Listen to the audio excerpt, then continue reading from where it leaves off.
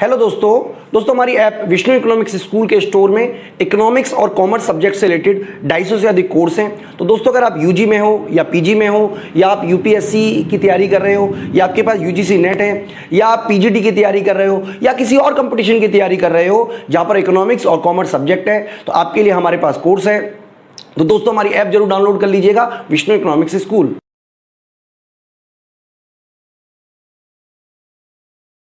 Hello everyone, welcome to today's session. I am Kajol and in this video we are going to discuss accounts, audit and taxation of an LLP firm. तो अब limited liability partnership act के अंदर हम देखेंगे कि किसी भी LLP firm का अकाउंट्स, ऑडिट एंड टैक्सेशन कैसे होता है। So let's get started. तो अब यहाँ पे पहले हम अकाउंट से स्टार्ट करते हैं कि एक LLP फर्म कैसे अपने अकाउंट्स मेंटेन करेगी और क्या उसकी कंपल्शन है, क्या मैंडेटरी होगा वहाँ पर।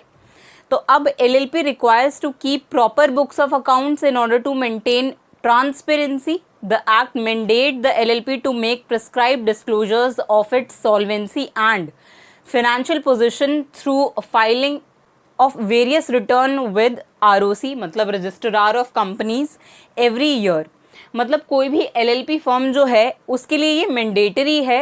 यहाँ पर LLP एक्ट 2008 जो है वो ये मैंडेटरी करता है सारी LLP फर्म्स के लिए कि उनको अपनी प्रॉपर बुक्स ऑफ अकाउंट्स जो है वो मेंटेन करनी पड़ेगी। अब यहाँ पर ये जो एक्ट है ये स्पेसिफाई नहीं करता कि कौन सी बुक्स ऑफ अकाउंट्स वहाँ पर मेंटेन करना इम्पॉर्टेंट है। बस यहाँ पर इतना बोला गया है कोई भी LLP फर्म जो है उसको proper books of accounts maintain कर रहे हैं, जिससे ट्रू एंड फेयर व्यू जो है किसी भी LLP फर्म का, ताकि वो क्लियरली दिखे कि क्या LLP फर्म की फाइनेंशियल पोजीशन है।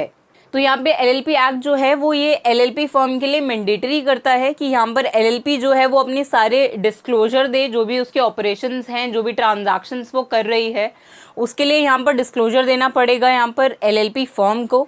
और यहाँ पर disclosure of its solvency and financial position के लिए यहाँ पर ट्रांसपेरेंट रहना है LLP फर्म्स को। अब यहाँ पर वो कैसे ट्रांसपेरेंट रह सकती है या डिस्क्लोज करेगी? Bye filing of returns with ROC मतलब रजिस्ट्रार ऑफ कंपनीज के पास उसको रिटर्न फाइल करनी पड़ेगी, जिससे यहाँ पर रजिस्ट्रार ऑफ कंपनी को ये पता चलेगा कि क्या ऑपरेशंस या ट्रांजैक्शंस जो हैं वो LLP फर्म कर रही है। तो अब यहाँ पे फाइनेंशियल ईयर जो है किसी भी एक LLP फर्म का वो यूजुअली ही होता है किसी भी नॉर्मल फाइनेंशियल ईयर के, जो कि 1 अप्रैल से शुरू होकर 31 मार्च पर एंड होता है। लेकिन अब यहाँ पर अगर ऐसा है कोई भी जो LLP फर्म है वो इनकॉर्पोरेट हुई है 10 अक्टूबर को लेट से, तो अब उसका जो फाइनेंशियल ईयर है वो कब एंड होगा? वो नेक्स्ट ईयर की 31 मार्च को एंड होगा। फॉर एग्जाम्पल यहाँ पे मान लेते हैं 10 अक्टूबर 2020 को यहाँ पर कोई भी LLP फर्म इनकॉर्पोरेट हुई थी, तो अब इसका जो फाइनेंशियल ईयर है वो कब एंड होगा? 31 मार्च 2022 को एंड होगा। इसका जो फाइनेंशियल ईयर है वो 2021 के मार्च में एंड नहीं होगा। इसका जो फाइनेंशियल ईयर है वो 31 मार्च 2022 को इसका फर्स्ट फाइनेंशियल ईयर हम कंसिडर करेंगे। तो यहाँ पर इस फर्म को जो भी 10 अक्टूबर 2020 को इनकॉर्पोरेट हुई है उसको अपनी जो रिटर्न्स हैं वो 31 मार्च 2022 को रजिस्ट्रार ऑफ कंपनी के पास फाइल करनी पड़ेंगी। तो इसीलिए यही यहाँ पर फाइनेंशियल ईयर होता है किसी भी एक LLP फर्म का कि अगर वो इनकॉर्पोरेट हुई है nearest to the end of any financial year, तो फिर उसके बाद उसको हम ये मानेंगे कि वो नेक्स्ट ईयर के मार्च में उसका जो फाइनेंशियल ईयर है 1 फाइनेंशियल ईयर उसका कंप्लीट होगा नेक्स्ट ईयर की 31 मार्च को। तो नेक्स्ट है यहाँ पर पीरियड ऑफ प्रिजर्वेशन। तो अब यहाँ पे books of every LLP relating to a period of not less than 8 years immediately preceding the current year must preserved in good condition at registered office। मतलब अब यहाँ पे जो भी बुक्स ऑफ अकाउंट्स हैं, बुक्स जो भी होंगी LLP की जिसमें वो अपनी ट्रांजैक्शन को नोट करती है, तो अब यहाँ पर वो जो बुक्स हैं यहाँ पर किसी भी LLP फर्म को नॉट लेस देन 8 years तक मेंटेन करनी है। 8 years कब से काउंट होंगे? Immediately preceding the current year. Current year जो भी चल रहा है, लेट्स से यहाँ पर 2020 अगर करंट ईयर चल रहा है तो अब इसके प्रीसीडिंग मतलब 2019 इसका प्रीसीडिंग ईयर हुआ, तो अब हम 8 ईयर्स जो है वो 2019 से कैलकुलेट करेंगे immediately preceding the current year से प्रीसीडिंग ईयर होगा 2019। तो तब से लेकर आगे के 8 ईयर्स तक उसको अपनी जो बुक्स ऑफ अकाउंट्स हैं वो प्रिजर्व रखने पड़ेंगे। ये नहीं कि वो उन अपनी बुक्स को जो है वो डिस्ट्रॉय कर देगा, तो ऐसा नहीं होना चाहिए। उसको जो बुक्स हैं वो प्रिजर्व करके रखने पड़ेंगे, और अब वो प्रिजर्व करके उसको अपने रजिस्टर्ड ऑफिस में रखने पड़ेंगे। जो प्लेस होगा उनकी प्रिजर्वेशन का वो है registered office of LLP. Next है यहाँ पे statement of accounts and solvency must file with registrar of company, मतलब जो भी statement of accounts and solvency है वो रजिस्ट्रार ऑफ कंपनी के पास फाइल करना पड़ेगा एलएलपी फर्म को। Annual statement is one of the most important disclosure made by an LLP. तो अब यहाँ पे जो एनुअल स्टेटमेंट है जो कि एवरी ईयर किसी भी एलएलपी को रजिस्ट्रार ऑफ कंपनी के पास फाइल करनी होती है, तो यहाँ पर ये मोस्ट इम्पॉर्टेंट डिस्क्लोजर है जो एक एलएलपी फॉर्म जो है वो रजिस्ट्रार ऑफ कंपनी के पास करेगी, क्योंकि इसी से पता चलता है कि क्या ट्रू एंड फेयर व्यू है उसकी फाइनेंशियल पोजीशन का किसी भी एलएलपी फॉर्म के। तो अब यहाँ पे annually which is open for public inspection. तो अब ये जो बुक्स ऑफ अकाउंट्स हैं किसी भी एलएलपी फर्म की, वो कोई भी जो जनरल पब्लिक है वो उसको इंस्पेक्ट कर सकती है, वो देख सकती है कि क्या पोजीशन है उस एलएलपी फर्म का।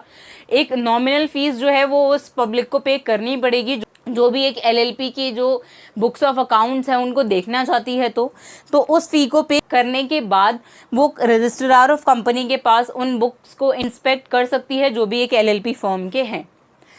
तो अब नेक्स्ट है यहाँ पे पीरियड ऑफ प्रिपरेशन। अब कब प्रिपेयर होगा जो अकाउंट्स हैं वो किसी भी एलएलपी फर्म के, तो यहाँ पे अकाउंट्स एंड सॉल्वेंसी जो भी statement of accounts and solvency है prepared within 6 months from the end of financial year.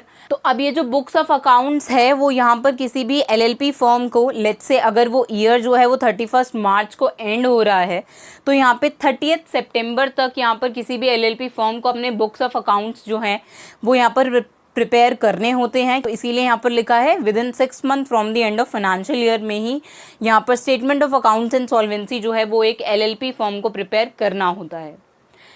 तो अब यहाँ पर नेक्स्ट है कि टाइम ऑफ फाइलिंग, कि अब कब फाइल करना होता है कि एलएलपी फर्म को रजिस्ट्रार ऑफ कंपनी के पास अपने रिटर्न्स जो भी होंगे। तो अब 30 days from the end of 6 months from financial year पे यहाँ पर एनुअल स्टेटमेंट जो है वो फाइल करने होते हैं। तो अब लेट्स से 31 मार्च को एंड हो रहा है फाइनेंशियल ईयर यहाँ पर किसी भी एलएलपी फर्म का, तो उसको जो रिटर्न है वो 30 अक्टूबर तक फाइल करने होते हैं। अब वो 30 days जो हैं वो 30 days का टाइम जो है वो कब तक मिलता है, वो यहाँ पर 6 months from the financial year के बाद मिलता है। लेट्स से अगर यहाँ पर 31 मार्च को एंड हो रहा था तो 30 सितंबर को यहाँ पर बनता है 6 months, और 6 months के कंप्लीट होने के बाद फाइनेंशियल ईयर एंड होने के 6 months बाद के जो 30 days होंगे, तो उन्हीं 30 days के एंड पर यहाँ पर एंड तक यहाँ पर किसी भी एलएलपी फर्म को रजिस्ट्रार ऑफ कंपनी के पास अपने रिटर्न्स जो हैं वो फाइल कर देने होते हैं, जो कि यहाँ पर 30 अक्टूबर को कंप्लीट होते हैं। तो इसीलिए अब यहाँ पर जो भी एनुअल स्टेटमेंट है वो कोई भी एलएलपी फर्म जो है वो 30 अक्टूबर तक रजिस्ट्रार ऑफ कंपनी के पास अपनी रिटर्न जो है वो फाइल कर देगी, जिसमें यहाँ पर स्टेटमेंट ऑफ अकाउंट्स होंगे और सॉल्वेंसी होगी एलएलपी फर्म की। तो नेक्स्ट है यहाँ पर किस फॉर्म में अब यहाँ पर एलएलपी फॉर्म जो है वो फाइल करेगी अपनी रिटर्न, तो वो फॉर्म है फॉर्म 8, जिसमें annual statement of accounts and solvency होता है एक एलएलपी फर्म का जो फाइल करना होता है एलएलपी फर्म को रजिस्ट्रार ऑफ कंपनी के पास, duly signed by its designated partners on behalf of LLP. तो अब यहाँ पे वो जो फॉर्म 8 है और जो statement of account and solvency है वो यहाँ पर ड्यूली साइंड होनी चाहिए जो भी डेजिग्नेटेड पार्टनर्स होंगे, जो हमने डिस्कस किया था कि यहाँ पर मिनिमम एटलीस्ट 2 डेजिग्नेटेड पार्टनर्स होते हैं और उससे ज़्यादा भी हो सकते हैं। तो जो भी annual statement of accounts and solvency होगी वो साइंड होनी चाहिए, डेजिग्नेटेड पार्टनर्स उसको साइन करेंगे on behalf of LLP. LLP के बिहाफ पर यहाँ पर डेजिग्नेटेड पार्टनर्स जो हैं वो अकाउंट्स को साइन करते हैं और उसके बाद ही वो फाइल होती है फॉर्म 8 में। तो अब if not comply to these अब अगर यहाँ पर कोई भी एलएलपी फर्म जो है वो इन टर्म्स एंड कंडीशन से कंप्लाई नहीं करती है, मतलब इनके अकॉर्डिंग काम नहीं करती है, रिटर्न्स फाइल नहीं करती है, तो फिर यहाँ पर पेनल्टी होगी एलएलपी फर्म को, जो कि 25,000 से 5 लाख तक जा सकती है, कि मिनिमम यहाँ पर 25,000 पे करने पड़ेंगे यहाँ पर एलएलपी फर्म को एज पेनल्टी। और यहाँ पर वो जो 25,000 की पेनल्टी है वो 5 लाख तक भी हो सकती है। तो नेक्स्ट, अब हमने अकाउंट्स देख लिया, अब हम ऑडिट देखेंगे कि कब कब ऑडिट होता है एक एलएलपी फर्म का, कब कंपलसरी होता है। तो अब not compulsory if turnover doesn't exceed 40 lakh.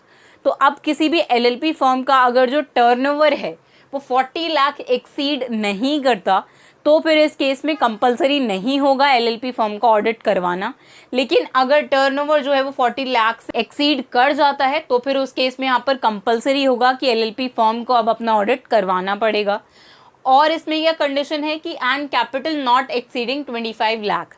और अब वहाँ पर जो कैपिटल है वो अगर 25 लाख से एक्सीड नहीं करती है, तो फिर ऑडिट यहाँ पे कंपलसरी नहीं होगा।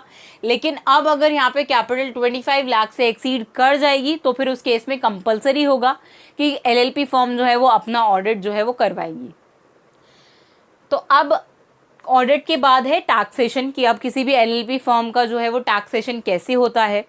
तो अब यहाँ पे जब भी टैक्स कैलकुलेट होगा किसी भी फर्म का, एलएलपी फर्म का, तो वो टैक्स अब प्रॉफिट्स पर कैलकुलेट होगा, और वो प्रॉफिट जो हैं उनमें से क्या लेस हो जाना चाहिए पहले ही, मतलब profit after deducting salaries, interest and business expenditure होगा वहाँ पर वो प्रॉफिट। तो अब profit after salaries, interest and business expenditure पर ही हम जो है वो एलएलपी का टैक्स कैलकुलेट करते हैं। तो यहाँ पर ये मेन टर्म थी जो हमें याद रखनी है कि कब हम किस अमाउंट पे जो है वो कैलकुलेट करते हैं एलएलपी फर्म का जो भी टैक्स होगा वो। तो अब यहाँ पे govern by the income tax act 1961, तो हमने ये पहले भी डिस्कस किया था कि जो भी एलएलपी फर्म है उसका जो टैक्स होगा वो इनकम टैक्स एक्ट 1961 के अकॉर्डिंग ही होगा। इसी लॉ के पर्व्यू में यहाँ पर एलएलपी फर्म का भी टैक्सेशन आता है। The tax provisions treat an LLP more similar to a partnership form than to a company for tax purpose. इसका मतलब है कि यहाँ पर जो भी टैक्स प्रोविजंस हैं वो एलएलपी फर्म के सिमिलर होते हैं किसी भी पार्टनरशिप फॉर्म से, मतलब किसी भी पार्टनरशिप फॉर्म से ज़्यादा सिमिलर होते हैं एलएलपी फर्म का जो भी टैक्सेशन होगा रेदर देन कंपनी। तो हम कंपनी से कंपेयर नहीं करते टैक्सेशन ऑफ एलएलपी, हम उसको पार्टनरशिप फॉर्म से कंपेयर करते हैं। ज़्यादा सिमिलर वो पार्टनरशिप फॉर्म से होते हैं, ना कि कंपनी से। तो अब यहाँ पे the income of LLP shall be taxed in the hands of an LLP at the rate applicable for a firm at the rate 30% plus education cess 3% for financial year 2015 to 16। तो अब यहाँ पर ये इनकम टैक्स जो है LLP firm का वो यहाँ पे 30% की रेट से टैक्सेबल होता है, और 30% प्लस एजुकेशन सेस यहाँ पर पे करना होता है एट द रेट ऑफ 3% से यहाँ पर एलएलपी फर्म को यहाँ पर टैक्स पे करना होता है अपनी जो भी प्रॉफिट होंगे उस पर। और ये for the financial year 2015 to 16 है। तो अब यहाँ पे ऑल्टरनेट मिनिमम टैक्स एक टर्म है कि अब ये ऑल्टरनेट मिनिमम टैक्स पे कैसे कैलकुलेट होगा किसी भी एक एलएलपी फर्म का टैक्स। तो अब हम जब ये alternate minimum tax term use करते हैं तो इसका मतलब होता है कि हम किसी भी एलएलपी फर्म का जो टैक्स है उसको हम कंपेयर कर रहे हैं, उसको हम इक्वलेंट मान रहे हैं किसी भी कंपनी जो भी टैक्स पे करेगी उसके, तो उसी के कंपैरिजन में होना चाहिए। तो अब ये टर्म जो है वो इसीलिए यूज़ हो रहा है यहाँ पर क्योंकि लेट्स से अगर कोई कंपनी जो है वो एलएलपी में कन्वर्ट हो रही है ताकि वो बेनिफिट्स ले पाए, तो अब अगर इस केस में ऐसा होता है कि जो रेगुलर इनकम टैक्स है वो कम होता है अगर एएमटी से, जो भी ऑल्टरनेट मिनिमम टैक्स है उससे, तो यहाँ पर फिर जो फर्म है, जो एलएलपी फर्म है वो एएमटी के हिसाब से यहाँ पर टैक्स पे करेगी। तो अब जो ऑल्टरनेट मिनिमम टैक्स है उसका रेट होता है 18.5% प्लस इसमें भी एजुकेशन सेस होता है एट द रेट ऑफ 3% पे। तो अब अगर ऐसा होता है कि जो रेगुलर इनकम टैक्स है अगर वो कम बैठता है एएमटी से, तो फिर उस केस में यहाँ पर ऑल्टरनेट मिनिमम टैक्स पर ही यहाँ पर जो एलएलपी फर्म है वो टैक्स पे करेगी, और इसका रेट है 18.5% प्लस यहाँ पर जो एजुकेशन सेस होगा एट द रेट ऑफ 3%। ऐसा किस केस में होगा, जब अगर यहाँ पर कोई कंपनी जो है अगर वो कन्वर्ट हो रही है एलएलपी में ताकि वो बेनिफिट्स ले पाए किसी भी एलएलपी फर्म के, और जो टैक्स उसे पे करना है वो उसके भी बेनिफिट्स ले पाए और अपना रेवेन्यू सेव कर पाए। तो इसीलिए यहाँ पर ये एक टर्म है ऑल्टरनेट मिनिमम टैक्स, जिसके अकॉर्डिंग बाद में फिर एलएलपी फर्म को जो कि कन्वर्ट हुई है एक कंपनी से एलएलपी में, तो उसको फिर यहाँ पर एएमटी के हिसाब से ही अपना टैक्स जो है वो पे करना होता है। तो यही था accounts audit and taxation of an LLP firm. तो अब इसके नेक्स्ट वीडियो में हम देखेंगे कि पार्टनर्स कि जो एलएलपी फर्म के पार्टनर्स होते हैं उनमें कैसे रिलेशंस होंगे और कौन एक पार्टनर बन सकता है किसी भी एक एलएलपी फर्म का। So see you in the next video. Thank you.